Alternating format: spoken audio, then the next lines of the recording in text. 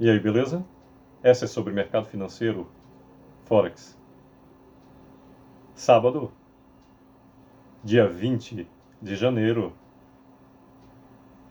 às 11h15, horário de Brasília, passando aqui para dividir um pouco daquilo que temos construído de conhecimento nessa seara.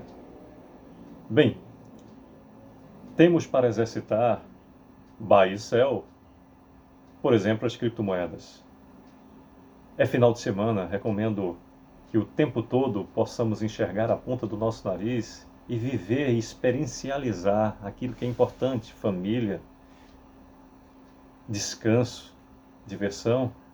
E para aqueles que se divertem no aprender, uma ótima oportunidade de beber nas fontes daquilo que é o nosso compromisso para o sucesso, que é a ascensão do conhecimento necessário para viver e obter resultados, porque é uma constância disso. Bem, nós temos que observar que dentro das operações na Bolsa de Valores, algumas máximas são até clichês, mas são extremamente necessárias de serem lembradas. Exemplo disso, o stop loss fere o nosso ego, mas é algo que protege o nosso bolso. Observar que no limiar do preço nós não temos como controlar aquilo que acontece, mas temos 3 princípios basilares que aí sim dependem da nossa própria vontade. Somos nós que acionamos o buy ou sell, que escolhemos se vamos entrar em operação ou não,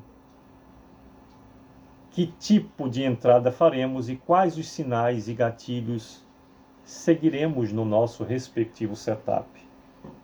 Ninguém pode colocar para outrem a sua escolha, o seu apertar iniciando uma operação. Temos o controle de entrar, para onde entrar, se vamos estar em operação ou não, se estaremos comprando ou vendendo, o estabelecer dos stops, sobretudo o stop loss que nos protege caso o mercado decida vir contra nós. E também temos o último do que eu chamo os 3 basilares princípios norteadores de escolha, que é o sair na mão.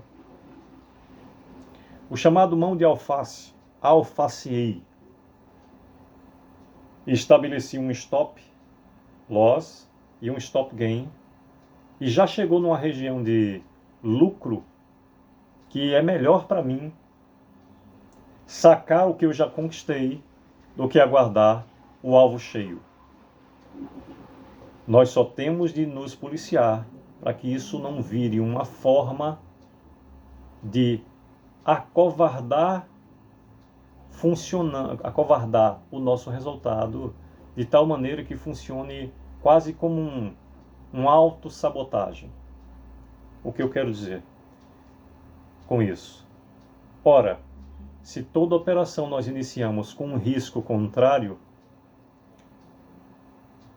imaginemos que o nosso alvo seja suficiente para que nós tenhamos de passar por esse risco. O que muitas vezes acontece é que quando a operação vai contra a gente vira um ótimo torcedor e crê somente, vai voltar, vai voltar, vai voltar, vai voltar, vai voltar. Vamos supor que ele andou, que a nossa operação tem, a exemplo, é 1 para 1, a operação de 1 para 1. 1.000 pontos contrários, 1.000 pontos a favor. E ao iniciar a operação, foi contra a gente 500, 600, 700, 800 pontos e finalmente vem para o nosso lado. Volta 400, 300, 100, 100 e pouco. Quando vai para o 0 a 0 e positiva 10 pontos, a gente finaliza a operação. Bem, se isso veio de uma análise prática em que eu iniciei uma operação errado e, com felicidade, o capital retornou e está prestes a voltar àquela tendência desastrosa contrária à minha escolha, foi ótima a sua decisão, fundamentada num valor que garantiu o seu capital. Mas se isso é uma prática comum, significa que nós estamos quase com uma forma destrutiva de agir. Porque é como se você tivesse colocado 1000 pontos de stop loss e 1000 pontos de stop gain, você saindo com 10 pontos a seu favor. Se toda vez que positivar pouca coisa você sair, é como se você na realidade estivesse não fazendo uma operação 1 para 1, e sim 1000 para 0,10. Você tivesse colocando em risco 1000 pontos contrários, buscando 10 pontinhos a favor. Não fecha o payoff. Essa análise também gira em torno do tipo de payoff que você escolheu. Se negativo, se positivo. O payoff negativo, de um modo prático e simples, nada mais é do que uma distância maior de stop loss do que do stop gain. O mercado, como é cíclico, e no oscilar do mercado, tudo leva a crer. Se, por exemplo, o meu stop loss está a 2.000 pontos de distância e o stop gain está a 500 ou a 1.000, tudo leva a crer que vai chegar no oscilar do mercado primeiro no meu gain do que no meu loss. Isso é um payoff negativo. Eu estou, nesse caso, no 2 para 1, eu estou arriscando 2 para ganhar 1. Trabalhar com payoff negativo implica que o meu número, a minha taxa de assertividade tenha de ser maior. Quanto maior a assertividade que eu tiver, mais fácil é trabalhar com payoff negativo. E trabalhar no payoff negativo, por vezes, é em grande parte das vezes sair antes do gain cheio, inclusive por proteção. Existem outros recursos também dentro dessa circunstância, como o break-evens, o colocar no 0 a 0, o fazer parciais que protegem, porque o nosso stop loss é o dobro da nossa expectativa de gain. Mas existem também aqueles que preferem e se tranquilizam mais, e tranquilidade é algo necessário no mercado financeiro, em bolsa, como em qualquer outra situação da vida, mas existem aqueles que preferem um payoff positivo, em que eu coloco um stop loss, por exemplo, de 1000 pontos e um stop gain de 3.000 pontos, 1 para 3 ou um 3 para 1.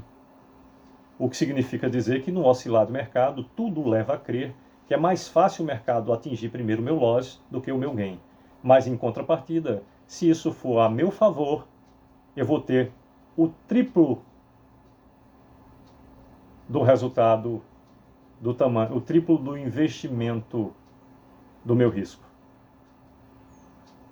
Normalmente, esses payoffs, para operar payoffs positivos, as pessoas preferem fazer isso em operações maiores do ponto de vista do fator do time frame.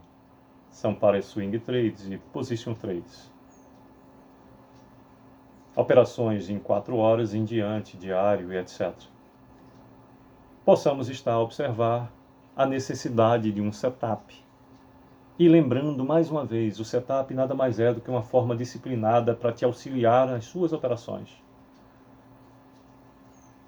Há pessoas que costumam dizer o tempo todo, o mercado é soberano. Para mim, soberano só o Deus a quem eu sirvo. O mercado é fractal, composto por sensações e sentimentos humanos, então pode ser mapeado. O que significa dizer? Mapear não significa dizer adivinhar.